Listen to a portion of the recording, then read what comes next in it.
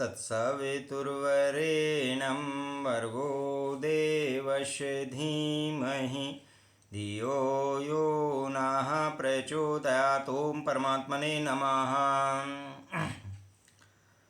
एकोद्दिष्ट आदि श्राद्धों की विधि तथा श्राद्ध उपयोगी तीर्थों का वर्णन। पुलस्त जी कहते हैं कि हे राजन, अब मैं एकोद्दिष्ट श्राद्ध का वर्णन करूंगा जिसे पूर्व काल में ब्रह्मा जी ने बतलाया था। साथ ही यह भी बताऊंगा कि पिता के मरने पर पुत्रों को किस प्रकार असौच का पालन करना चाहिए। ब्राह्मणों में मरण असौच 10 दिन तक रखने की आज्ञा है, क्षत्रियों में 12 दिन, वैश्यों में 15 दिन तथा शूद्रों में 1 महीने का विधान है। यह असौच सपिंड 7 पीढ़ी तक के प्रत्येक मनुष्य पर लागू होता है।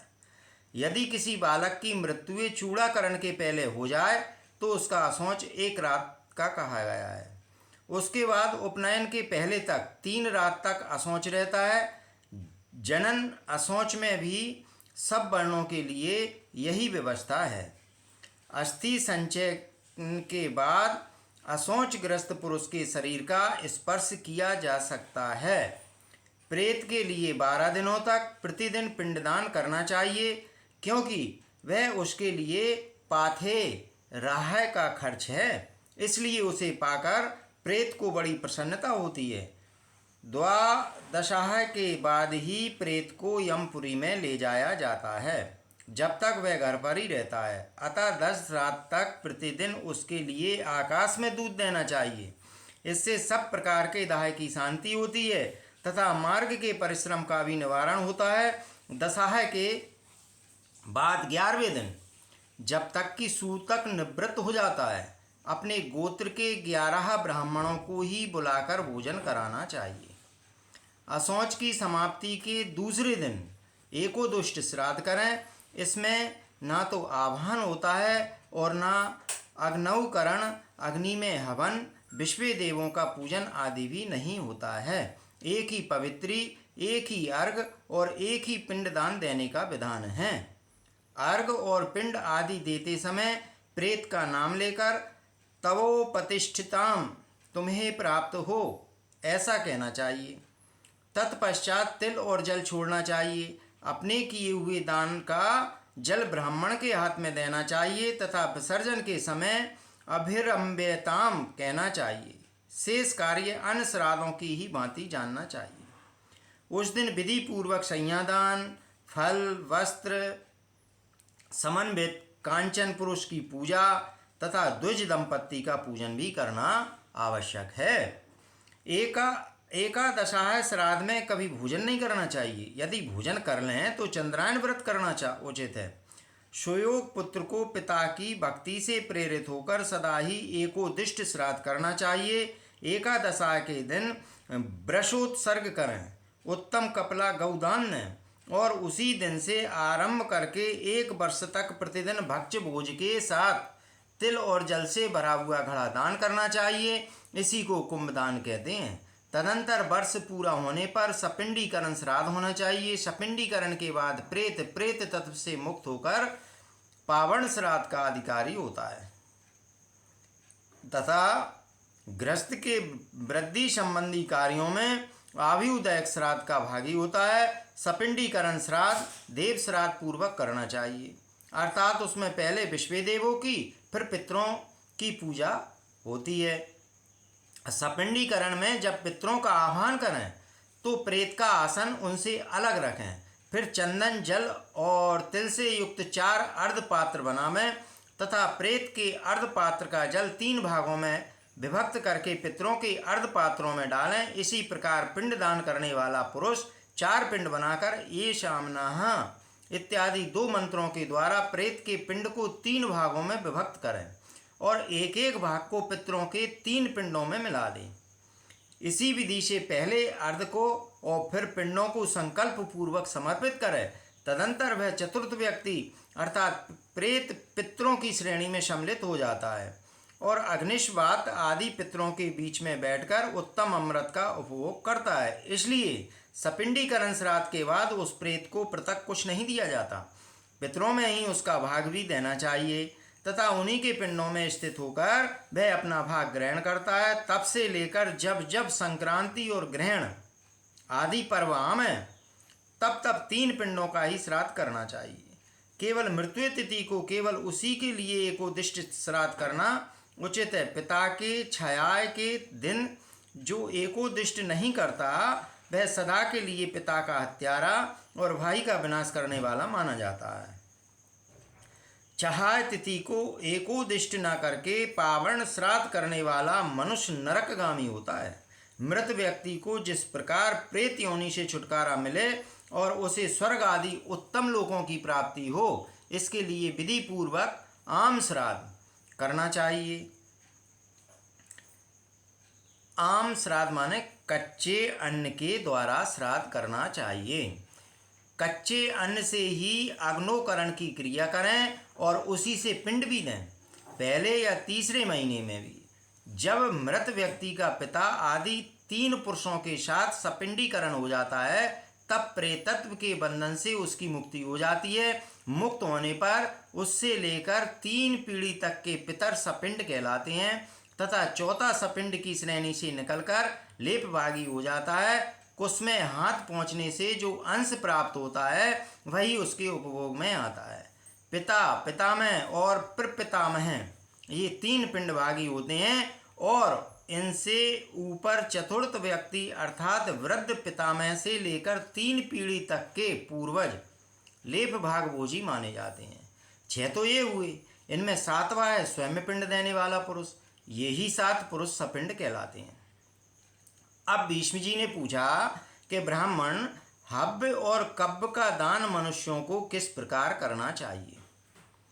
पितृलोक में उन्हें कौन ग्रहण करते हैं? यदि इस मृत्युलोक में ब्राह्मण श्राद्ध के अन्न को खा जाते हैं अथवा अग्नि में उसका हवन कर दिया जाता है तो शुभ और अशुभ योनियों में पड़े हुए प्रेत उस अन्न को कैसे खाते हैं, उन्हें वह किस प्रकार मिल पाता है। पुलस्त जी बोले, राजन, पिता वसु के पितामह रुद्र के तथा प्रपितामह आदित्य के स्वरूप हैं, ऐसी वेद की श्रुति है। पितरों के नाम और गोत्र ही उनके पास हव्य और कब्ब पहुँचाने वाले हैं। मंत्र की शक्ति तथा हृदय की भक्ति से श्राद्ध का सारभाग पितरों को प्राप्त होता है। अग्निश्वात आदि दिव्य पितर पिता पितामह आदि के अधिपति हैं, वे ही उनके पास श्राद्ध का अन्न पहुँचाने की व्यवस्था करते हैं। पितरों में से जो लोग कहीं जन्म ग्रहण कर लेते हैं उनमें उनके भी कुछ न कुछ नाम गोत्र तथा देश आदि तो होते ही हैं। दिव्य पितरों को उसका ज्ञान होता है और वे उसी पते पर सभी वस्तुएं पहुंचा देते हैं। अतः यह भेंट पूजा आदि के रूप में दिया हुआ सब सामान प्राणियों के पास पहुंचकर उन्हें तृप्त करता है। यदि शुभ कर्मों के योग से पिता और माता दिव्य योनि को प्राप्त हुए हों तो श्राद्ध में दिया हुआ अन्न अमृत होकर उस अवस्था में भी उन्हें प्राप्त होता है। वही दैत्य योनि में भोग रूप से, पशु योनि में तृण रूप से, सर्प योनि में वायु रूप से तथा यक्ष योनि में पान रूप से उपस्थित होता है। इसी प्रकार यदि माता पिता मनुष्य योनि में हों तो उन्हें अन्न पान आदि अनेक रूपों में श्राद्ध अन्न की प्राप्ति होती है। यह श्राद्ध कर्म पुष्प कहा गया है। इसका फल है कि ब्रह्मा की प्राप्ति। राजन, श्राद्ध से प्रसन्न हुए पितर आयु, पुत्र, धन, विद्या, राज, लौकिक सुख, स्वर्ग तथा मोक्ष भी प्रदान करते हैं। अब भीष्म जी ने पूछा कि ब्राह्मण श्राद्ध कर्ता पुरुष दिन के किस भाग में श्राद्ध का अनुष्ठान करें तथा किन तीर्थों में किया हुआ श्राद्ध अधिक फल देने वाला होता है। पुलस्त जी बोले, राजन, पुष्कर नाम का तीर्थ सब तीर्थों में श्रेष्ठतम माना गया है। वहाँ किया हुआ दान, होम, श्राद्ध और जप निश्चय ही अक्षय फल प्रदान करने वाला होता है। वह तीर्थ पितरों और ऋषियों को सदा ही परम प्रिय है। इसके सिवा नंदा, ललिता तथा मायापुरी यानी हरिद्वार भी पुष्कर के ही समान उत्तम तीर्थ हैं। मित्रपद और केदार तीर्थ भी श्रेष्ठ हैं। गंगा सागर नामक तीर्थ को परम शुभदायक और सर्व तीर्थ में बतलाया जाता है। ब्रह्मसर तीर्थ और सतद्रु सतलज नदी का जल भी शुभ है। नैमिषारण्य नामक तीर्थ तो सब तीर्थों का फल देने वाला है। वहाँ गोमती में गंगा का सनातन स्रोत प्रकट हुआ है। नैमिषारण्य में भगवान यज्ञ बराह और देवादिदेव शूलपाणी विराजते हैं, जहाँ सोने का दान दिया जाता है। वहाँ महादेव जी 18 भुजा वाली मूर्ति है। पूर्व काल में जहाँ धर्मचक्र की नेमी जीर्णशीर्ण होकर गिरी थी, वहीं स्थान नैमिषारण्य के नाम से प्रसिद्ध हुआ है। वहाँ सब तीर्थों का निवास है। जो वहाँ जाकर देवादिदेव बराह का दर्शन करता है, वह धर्मात्मा पुरुष भगवान श्री नारायण के धाम में जाता है। कोकामुख नामक क्षेत्र भी एक प्रधान तीर्थ है। यह इंद्रलोक का मार्ग है। यहाँ भी ब्रह्मा जी के पितृ तीर्थ का दर्शन होता है। वहाँ भगवान ब्रह्मा जी पुष्कारण्य में विराजमान है। ब्रह्मा जी का दर्शन अत्यंत उत्तम एवं मोक्ष रूप फल प्रदान करने वाला है। कृत नामक महान पुण्यमय तीर्थ सब पापों का नाशक है। वहाँ आदि पुरुष नरसिंह स्वरूप भगवान जनार्दन स्वयं भी स्थित हैं। इक्षुमती नामक तीर्थ पितरों को सदा प्रिय है। गंगा और यमुना के संगम प्रयागराज में भी पितर सदा संतुष्ट रहते हैं। कुरुक्षेत्र अत्यंत पुण्यमय तीर्थ है। वहाँ का पितृ तीर्थ संपूर्ण अभिष्ट फलों का देने वाला है। राजन, नीलकंठ नाम से विख्यात तीर्थ भी पितरों का तीर्थ है। इसी प्रकार परम पवित्र भद्रशर तीर्थ, मानसरोवर, मंदाकिनी, अच्छोदा, विपाशा, व्यास नदी, पुण्य सलीला, सरस्वती, सर्वमित्रपद, महाफलदायक बैद्यनाथ, अत्यंत पावन क्षिप्रा नदी, कालिंजरगिरी, तीर्थोद्भेद, हरिद्विभेद, गर्भभेद, महालय, भद्रेश्वर, विष्णुपद, नर्मदा द्वार तथा गया तीर्थ, ये सब पितृतीर्थ हैं। महर्षियों का कथन है कि इन तीर्थों में पिंडदान करने से समान फल की प्राप्ति होती है। ये स्मरण करने मात्र से लोगों के सारे पाप हर लेते हैं। फिर जो इनमें पिंडदान करते हैं उनकी तो बात ही क्या है। ओंकार तीर्थ, कावेरी नदी, कपिला का जल, चंडवेगा नदी में मिली हुई नदियों के संगम तथा अमरकंटक, ये सब पितृतीर्थ हैं। अमरकंटक में किए हुए स्नान आदि पुण्य कार्य कुरुक्षेत्र की अपेक्षा 10 गुना उत्तम फल देने वाले हैं। विख्यात शुक्ल तीर्थ एवं उत्तम सोमेश्वर तीर्थ अत्यंत पवित्र और संपूर्ण व्याधियों को हरने वाले हैं। वहाँ श्राद्ध करने, दान देने तथा होम, स्वाध्याय, जप और निवास करने से अन्य तीर्थों की अपेक्षा कोटि गुना अधिक फल प्राप्त होता है। इसके अतिरिक्त एक कायावरोहण नामक तीर्थ है, जहाँ किसी ब्राह्मण के उत्तम भवन में देवादिदेव त्रिशूलधारी भगवान शंकर का तेजस्वी अवतार हुआ था, इसलिए वह स्थान परम पुण्यमय तीर्थ बन गया। चर्मणवती नदी, शूलतापी, पयोष्णी संगम, महोषधि, चारणा, नागतीर्थ प्रवर्तनी, पुण्यशलीला महावेणा नदी, महाशाल तीर्थ, गोमती, वरुणा, अग्नितीर्थ, भैरव तीर्थ, भृगु तीर्थ, गौरी तीर्थ, वैनायक तीर्थ, वस्त्रेश्वर तीर्थ, पापहर तीर्थ, पावन सलीला वेत्रवती, वेतवा नदी, महारुद्र तीर्थ, महालिंग तीर्थ, दशारणा, महानदी, शतरुद्रा, सतहाय, पितृपदपुर, अंगारवाहिका नदी, सोन नदी और घरघर घाघरा नदी नाम वाले 2 नद, परम पावन कालिका नदी और शुभदायिनी पित्रा नदी, ये समस्त पितृ तीर्थ स्थान और दान के लिए उत्तम माने गए हैं।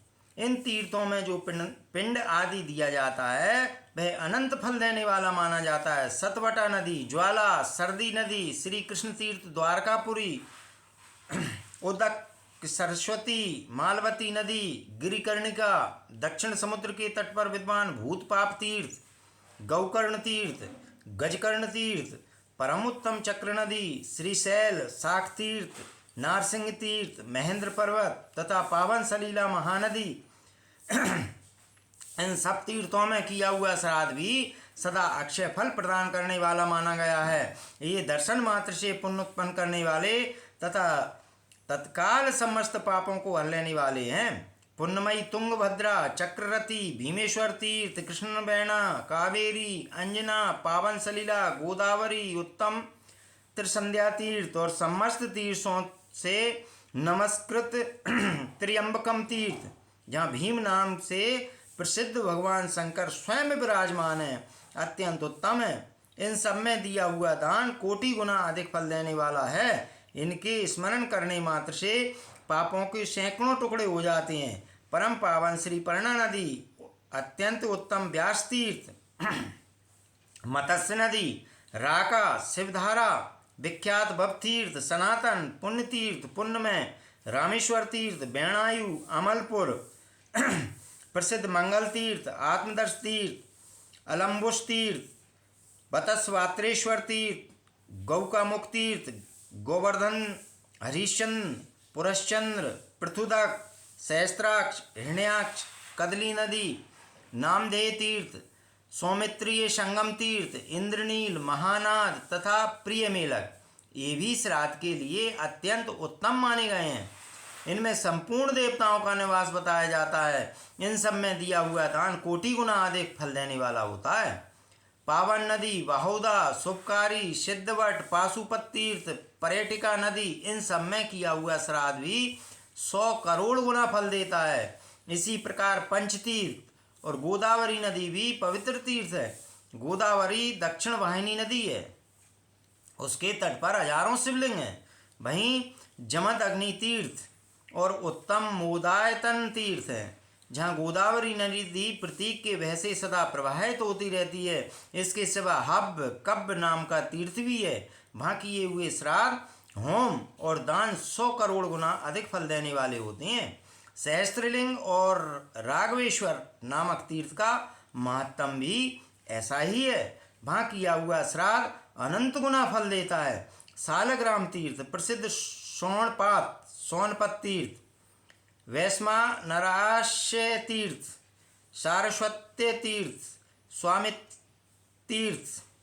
स्वामी तीर्थ, मलंद्रा नदी, पुण्यसलीला, कौशिकी, चंद्रिका, विदर्भा, बेगा, प्रांगमुखा, कावेरी, उत्तरंगा और जालंधरगिरी, इन तीर्थों में किया हुआ श्राद्ध अक्षय हो जाता है। लोहीदंड तीर्थ, चित्रकूट, सभी स्थानों में गंगा नदी के दिव्य एवं कल्याणमय तट, कुब्जा, मृक, उर्वशी, पुलिन, संसार मोचन और तृणमोचन तीर्थ, इनमें किया हुआ श्राद्ध अनंत हो जाता है। 28 तीर्थ, गौतमेश्वर तीर्थ, वशिष्ठ तीर्थ, भारत तीर्थ, ब्रह्मवर्त, कुशावर्त, हंस तीर्थ, प्रसिद्ध पिंडारक तीर्थ, शंखोद्वार्त तीर्थ, भांडेश्वर तीर्थ, बिल्वक तीर्थ, नील पर्वत, सब तीर्थों का राजाधिराज बद्री तीर्थ, वसुधारा तीर्थ, राम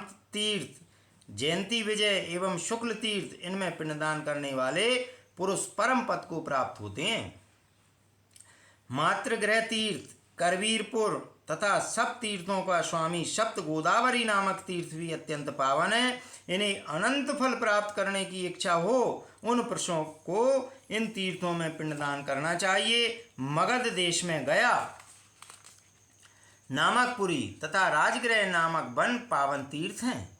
वहीं च्वन मुनि का आश्रम है। पुनः नदी और विषय राधातन तीर्थ, ये सभी पुण्यमय स्थान हैं। राजेंद्र, लोगों में है किंवदंती प्रचलित है कि एक समय सब मनुष्य यही कहते हुए तीर्थों और मंदिरों में आए थे कि क्या हमारे कुल में कोई ऐसा पुत्र उत्पन्न होगा जो गया जी की यात्रा करेगा, जो वहाँ जाएगा वह 7 पीढ़ी तक के पूर्वजों को और 7 पीढ़ी तक की होने वाली संतानों को तार देगा।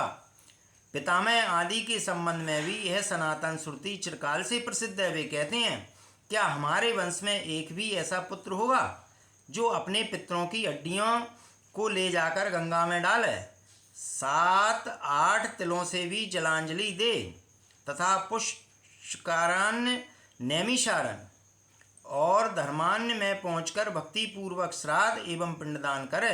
गया तीर्थ के भीतर जो धर्मपृष्ठ ब्रह्मशर तथा गया शीर्षवट नामक तीर्थ में पितरों को पिंडदान किया जाता है वह अक्षय होता है। जो घर पर श्राद्ध करके गया तीर्थ की यात्रा करता है वह मार्ग में पैर रखते ही नरक में पड़े हुए पितरों को तुरंत स्वर्ग में पहुंचा देता है।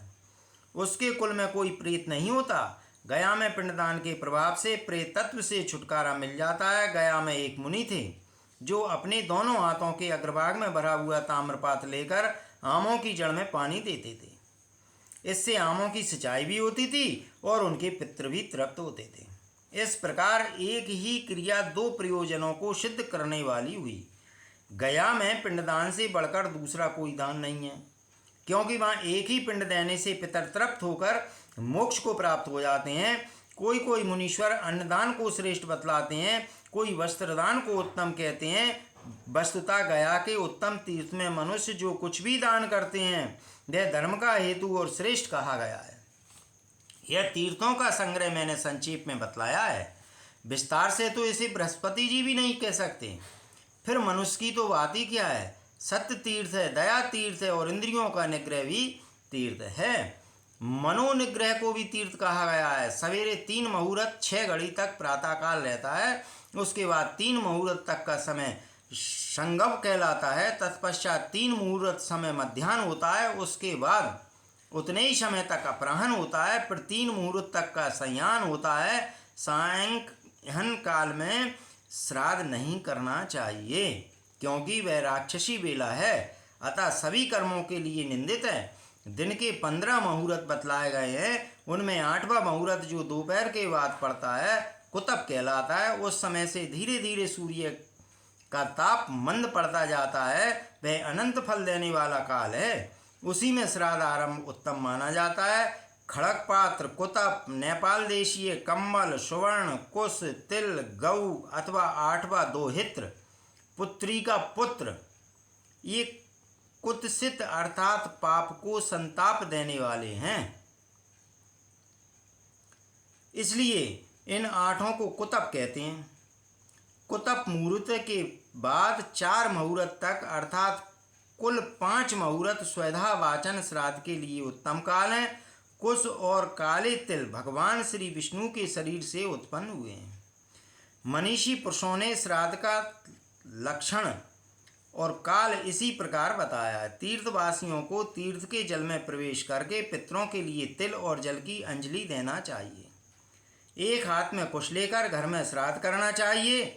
यह तीर्थ श्राद्ध का विवरण पुण्यदायक, पवित्र, आयु बढ़ाने वाला तथा समस्त पापों का निवारण करने वाला है से स्वयं ब्रह्मा जी ने अपने श्रीमुख से कहा है। तीर्थवासियों को श्राद्ध के समय इस अध्याय का पाठ करना चाहिए। यह सब पापों की शांति का साधन और दरिद्रता का नाशक है।